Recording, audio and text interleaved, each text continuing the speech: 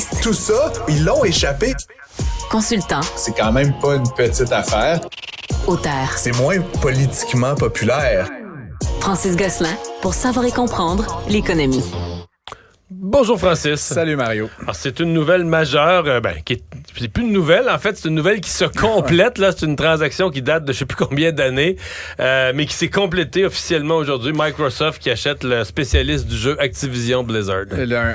Un fabricant de jeux qui a plusieurs grandes franchises là, qu'on connaît comme World of Warcraft, Starcraft, etc. Call of Duty. Donc, c'est une méga transaction. On n'avait pas vu une transaction de cette ampleur-là là, depuis plusieurs décennies.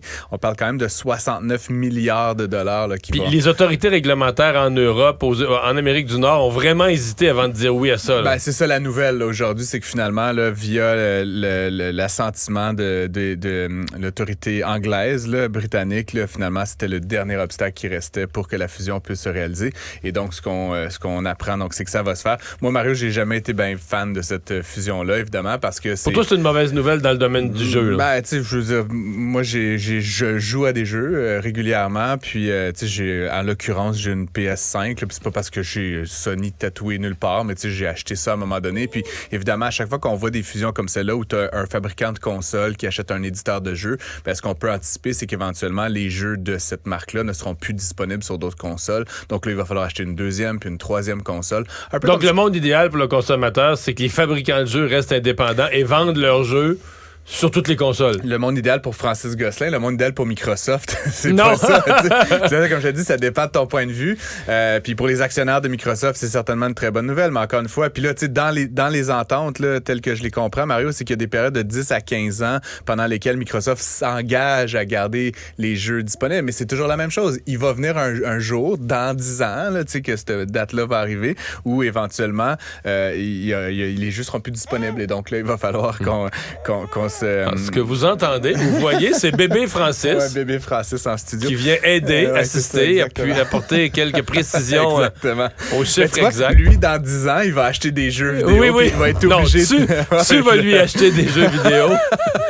Mais donc, je vais être obligé de lui acheter une Xbox s'il veut jouer à Call of Duty. En l'occurrence, peut-être dans 10 ans, c'est un peu jeune pour jouer à Call of Duty. Mais tout ça pour dire, c'est quand même, en tout cas pour moi, une mauvaise nouvelle, Mario. Mais bon, il fallait que ça se fasse ou que ça se fasse pas. Puis ça faisait plus d'un an là, que cette nouvelle-là traînait. On entendait que tel régulateur était contre, puis il y avait une semi-entente, etc. Ils ont quand même bonifié le deal, finalement, justement, là, sur la durée pendant laquelle ils s'engagent à ce que les jeux soient disponibles. Mais à la fin, ça va se faire. Puis là, donc, si tu combines Nintendo, Sony et Microsoft, là, de tous les dollars qui se font dans le jeu vidéo, on est à peu près 35% du marché entre 3 joueurs. C'est pas encore un oligopole, mais tu sais, ça commence à être 3 joueurs qui se divisent le premier tiers, c'est beaucoup. L'autre 70%, bonne nouvelle, c'est quand même des milliers de joueurs, là, d'acteurs là, qui sont tantôt des éditeurs, tantôt des fabricants de consoles. T'as Steam, t'as Epic qui fait Fortnite, etc. Qui ont différentes autres parts de marché. Et ça, c'est... Pour moi, la bonne nouvelle aussi, ultimement, Mario, c'est Fortnite, là, qui est un jeu un peu particulier. C'est né de presque rien. Hein, puis ça montre que même dans un marché hyper consolidé comme le jeu vidéo, il y a encore de la place pour un Epic qui sort un Fortnite de sa poche arrière, puis que ça devient une espèce de méga succès de milliards de dollars. Ouais. Donc, il y a encore de la place pour ça, je l'espère. Mauvaise semaine pour la Banque nationale. On a commencé à entendre parler de ses clients corporatifs, là, des PME, qui se plaignaient d'avoir fait vider leur compte durant la nuit, d'avoir fait, en tout cas, retirer des sommes importantes de leur compte durant la nuit. Là, ça se précise un peu ce qui s'est passé. Oui, puis tu sais, sommes importantes, là, genre, Mario, des dizaines de milliers de dollars de petites PME, c'est la différence entre la vie ou la mort, là, dans certains cas. Puis ce qui je comprends du stratagème, c'est carrément qu'ils vident le compte. Donc, si ce jour-là, t'as 40 000 $ dans ton compte, le lendemain, c'est zéro. Si ce jour-là, t'as 250 000 $ dans ton compte, ils vident le compte. Donc, essentiellement, ils font une série de transactions, de virements. De nuit. Et c'est toujours le modus operandi tard le soir. Là, donc, typiquement, peut-être pas un moment où un PDG va aller checker ses comptes bancaires. Là. Et donc, les comptes sont vidés. Puis c'est vraiment particulier. Puis, tu sais, je suis pas... j'ai ni pour ni contre la Banque nationale, mais là, tu sais, c'est la réaction de la banque qui est un peu particulière pour l'instant. Elle dit que, tu sais, elle ne répond pas vraiment aux attentes là, de ces PME-là. Elle dit que c'est pas sa responsabilité. Mais là, Mario, si je vais à la banque et que je dépose mon argent, si demain l'argent n'est plus là, je veux dire, à un moment donné, c'est le concept même de la banque. Là, eux semblent considérer qu'eux ont fait une faille de sécurité, ont commis une faute de sécurité, donc ont donné accidentellement, par hameçonnage, ou ont donné accès à leur compte.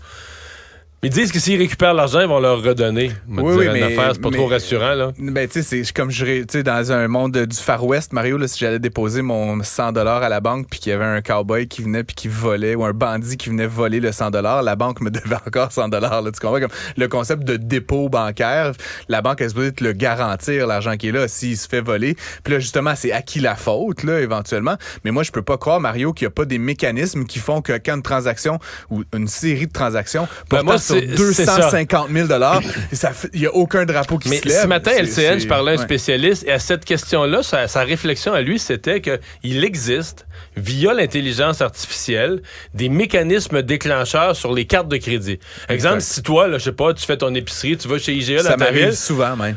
Mais mettons que dans le même jour, là, il y a 3 transactions au Brésil sur ton numéro de carte. Mais ils vont dire ça se peut pas. Là. Le gars, il est jamais allé au Brésil dans sa vie. Pourquoi il sera au Brésil? Et donc, ça va bloquer ta carte et là, ils vont te téléphoner.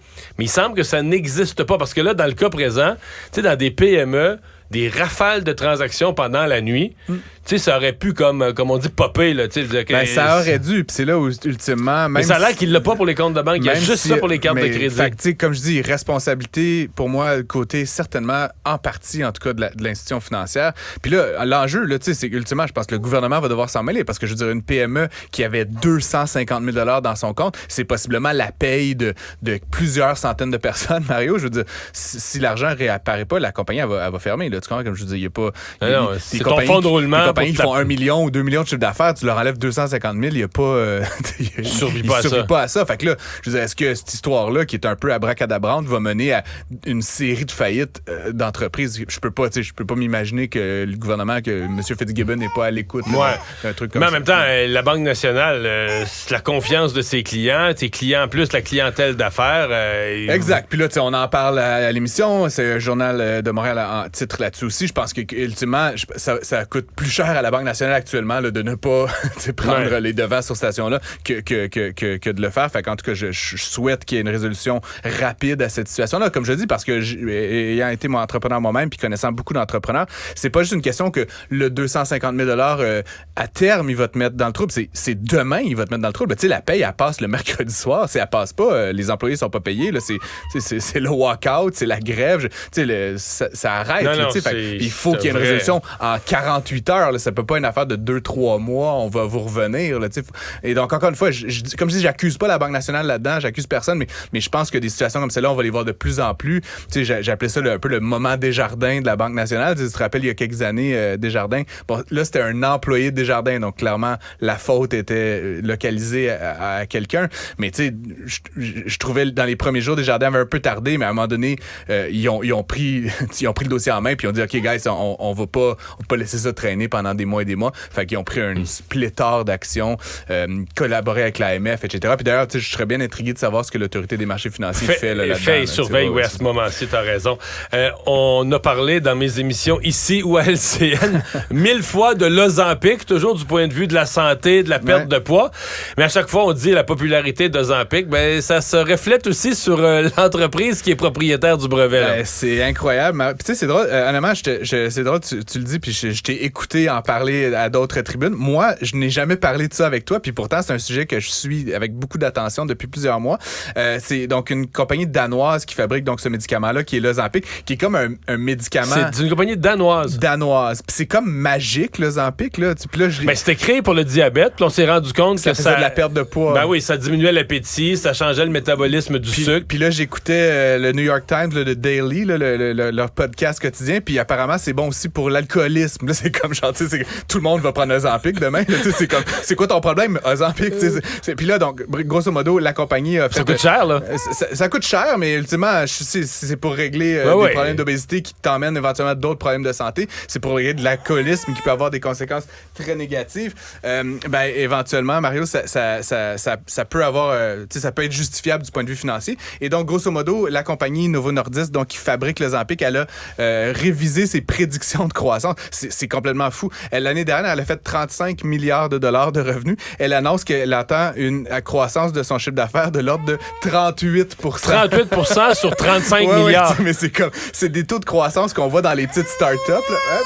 Oui. Wow! OK. Il veut des actions là, de cette entreprise-là. Et c'est logique. Achète des actions. Et donc, non, au contraire, il te reproche. Pourquoi l'année passée, t'as pas acheté d'actions? C'est ça. Et donc, 38% du chiffre d'affaires. Et donc, forcément, comme tu le sais, les compagnies pharmaceutiques, ce qui est coûteux, là, parce que tu as la ligne d'en haut, c'est les revenus. La ligne du milieu, ce qui est très coûteux, c'est le développement. Mais là, l'Ozempic, il est développé, il est commercialisé. Donc, grosso modo, ça fait aussi en sorte que ça a un impact direct sur leur revenu net, là, donc sur leur profit, qui vont, eux, monter de 40 à 46%. L'action a explosé, là, évidemment. Là, puis je vais être bien intéressé de voir dans les prochains jours comment ça va se comporter là, si ça se maintient. C'est sûr que c'est... En fait, la seule chose qui pourrait...